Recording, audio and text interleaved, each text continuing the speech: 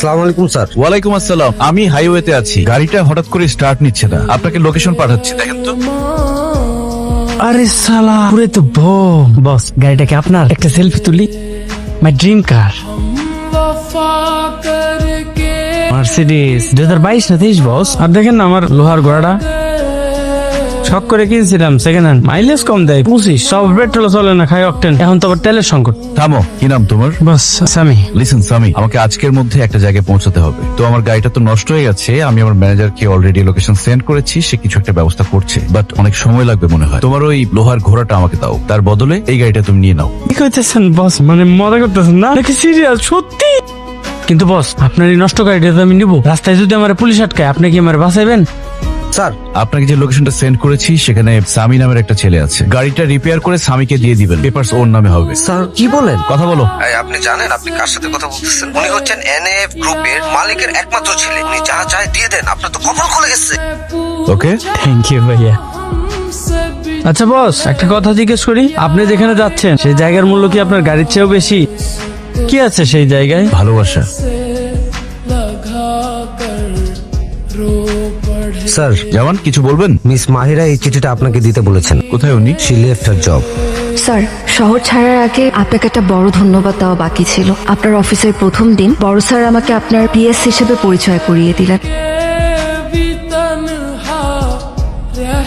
আমিও কেবল একজন পিএস হিসেবে আপনার সাথে ছিলাম, কিন্তু আপনার কারণে আমি একজন মানুষ হিসেবে সম্মান পেয়েছি। কাজের ফাঁকে আড়াল থেকে আপনার সে খেয়াল রাখা কিংবা আমার বারণ শুনে অবলীলায় সিগারেটটা ফেলে দেওয়া বুঝিয়ে দিত যে এই ব্যস্ত শহরেও আমার অস্তিত্ব কারো কাছে মূল্যবান।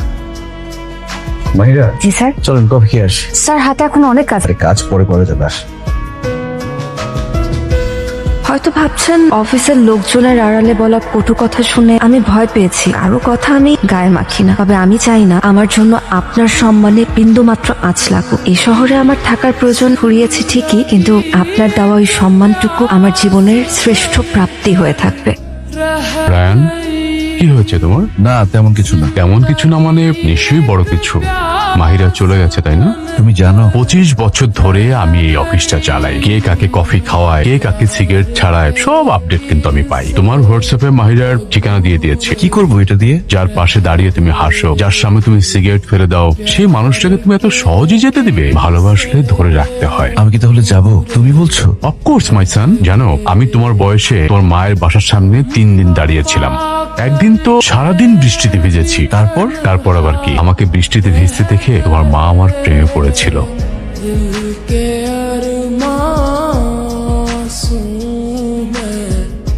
সবাই সাবধানে যাবে। আপনি এখানে এসেছেন কি মনে করে? তার আগে বলেন, আপনি চাকরি কেন ছেড়েছেন? কেন, লেটার পাননি? পেয়েছি, কিন্তু চাকরি ছাড়তে হলে রিজাইন লেটার দিতে হয়, ইমোশনাল চিঠি না। ঠিক আছে, আপনি এখানে দাঁড়ান, আমি কাগজ কলম নিয়ে আসছি। আপনাকে একটা প্রপার রিজাইন লেটার দিয়ে দিচ্ছি। আমি জানি আপনি কেন পালিয়েছেন। আপনি আসলে আমার প্রেমে পড়ে গেছেন, সেটা সামলাতে না পেরে এখানে বটতলায় বাচ্চাদের কবিতা শেখাচ্ছেন। প্রশ্নই উঠে না। চোখে চোখ রেখে বলেন, কিছুই না।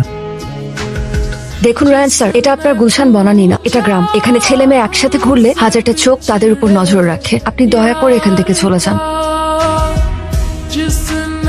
আপু জলদি আসো, বাহিরে উঠানে আস্ত একটা ইউএফও ল্যান্ড করেছে। বলেছিলাম না এত সহজে যাব না। মাহিরা মা, তুমি কি ওনাকে চেনো? আসসালামু আলাইকুম আঙ্কেল আন্টি, আমার নাম রায়ান, আপনাদের মেয়ের অফিসের সিইও। টেনশন নেবেন না, আপনাদের পারমিশন ছাড়া এক পাও ঘরের ভেতর দেবো না, এটাই ম্যানেজ করে নিব। লক্ষণ তো ভালো দেখছি না। তোমরা এখান থেকে যাও তো। আপনি প্লিজ আপনার শহরে ফিরে যান। সরি।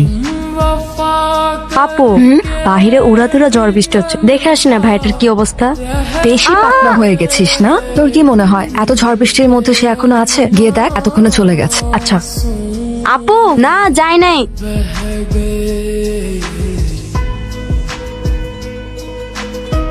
আপনি যত দ্রুত সম্ভব এই বাড়ি ছেড়ে চলে যান।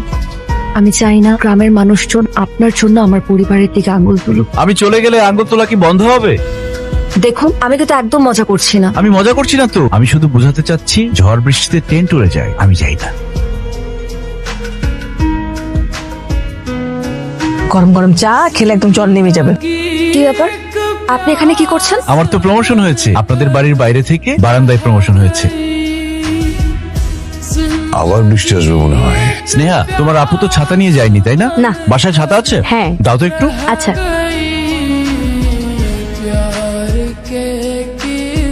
আপনার সমস্যা কি? আপনি বাসার থেকে আমাকে ফলো করে আসছেন। ওয়েদার ভালো না, যে কোনো সময় বৃষ্টি আসবে, তাই প্লিজ আপনার এসব ছেলে মানুষ এখন বন্ধ করুন। আপনি এখানে পড়ে আছেন কেন? ঢাকায় ফিরে যান। এখানে থাকলে আপনার অসুখ বাড়তে পারে। আমি চাই না আমার জন্য আপনি অসুস্থ হন। And please don't follow me.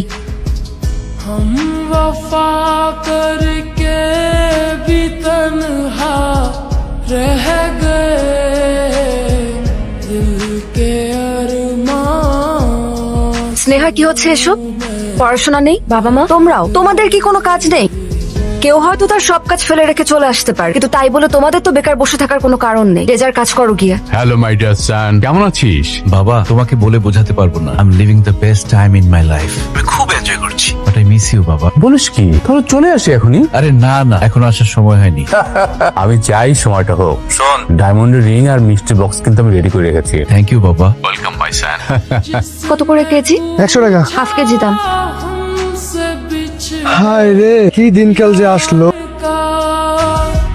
जिसने पूछा हमसे बिछड़े यार का उसको सीने से মাহিরা, रो আই লাভ ইউ।